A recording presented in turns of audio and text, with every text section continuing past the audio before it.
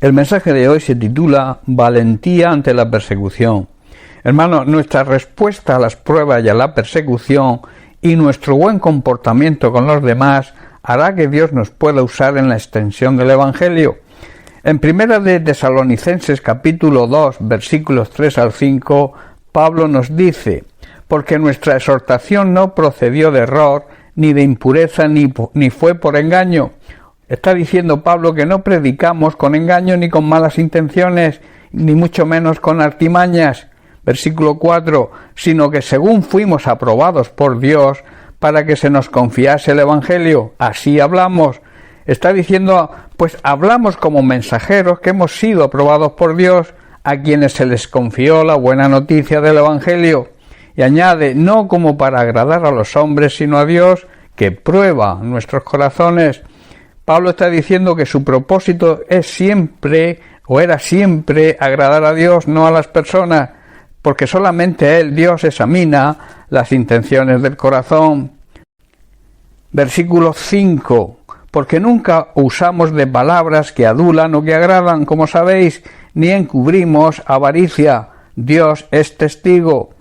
Pablo está diciendo que ni una sola vez trataron de ganarlos adulándolos, y pone a Dios por testigo de que nunca aparentaron ser amigos de ellos con el fin de sacarles el dinero. Pablo expone que debido a su actitud ante todo lo que padeció y la persecución que sufrió, y viendo Dios con la valentía y el denuedo que la afrontó, y también la manera que se comportó, sin ningún interés personal ni con malas intenciones con los hermanos, todo esto justificaba que Dios le confiara el Evangelio. Pudo de esta manera ser usado por Dios.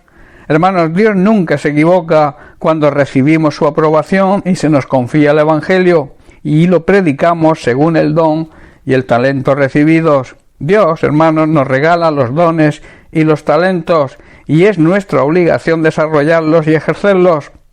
Es como un médico o un arquitecto o cualquier otro oficio que no ejerza su profesión. El don y el talento están, pero debemos ejercitarlos. Un médico y un arquitecto no dejan de serlo aunque no ejerzan.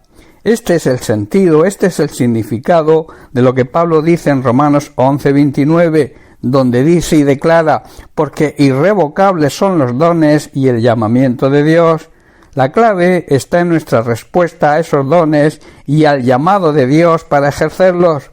El resultado de nuestra valentía y de nuestro denuedo, y también de nuestro buen comportamiento con los demás, es que Dios nos aprueba para que prediquemos el Evangelio, intentando siempre agradar a Dios y no a las personas, predicando lo que realmente necesitan oír y no lo que quieran oír. Así lo afirma Pablo, como hemos leído, cuando dice, así hablamos, no como para agradar a los hombres, sino a Dios, que es quien prueba nuestros corazones.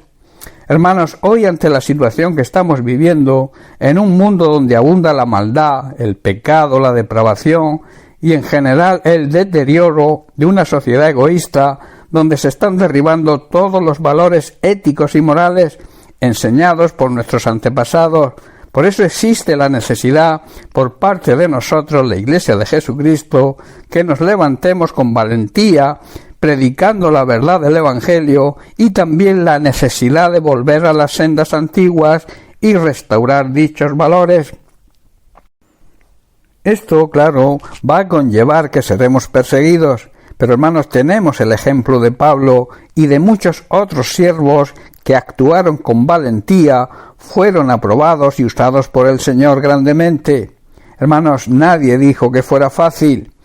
Estas malas acciones no debemos nunca compartirlas, sino reprenderlas y hacerlo con valentía. Si no lo hacemos, aparte de no ser aprobados por Dios, seremos viciados, seremos contaminados por el egoísmo y la maldad de la mayoría de las personas que componen esta sociedad, que lo que buscan al acercarse a los demás es conseguir un bien personal, un bien quizá egoísta, quizá mediante la adulación. En Efesios capítulo 5 leemos los versículos 11 y 12, donde Pablo nos exhorta. Dice así, y no participéis de las obras infructuosas, o sea, sin fruto, de las tinieblas, de la ignorancia y del pecado, sino más bien reprenderlas, porque vergonzoso es hablar de lo que ellos hacen en secreto. De ahí también la exhortación de Pablo de que debemos siempre agradar a Dios antes que a las personas, no hacer las cosas como para agradar a los hombres, dice Pablo, sino para agradar a Dios. Hermanos, aunque es agradable sentir que agradamos a los demás, no necesitamos agradar a nadie si de esta forma desagradamos a Dios. Lo verdaderamente importante es agradarle a Él, y debemos saber que Dios conoce las intenciones con que hacemos las cosas, conoce lo más profundo de nuestro ser.